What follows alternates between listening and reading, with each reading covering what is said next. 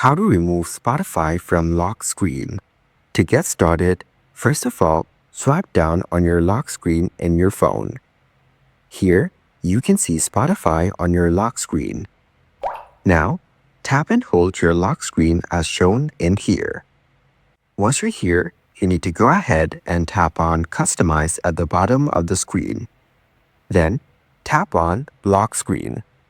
After that, you need to tap on the Spotify icon.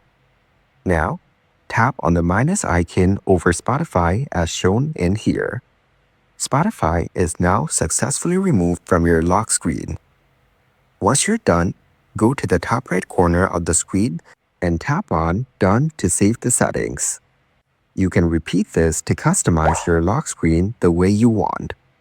So, by following these simple and easy steps, you can go ahead and easily remove Spotify from your lock screen.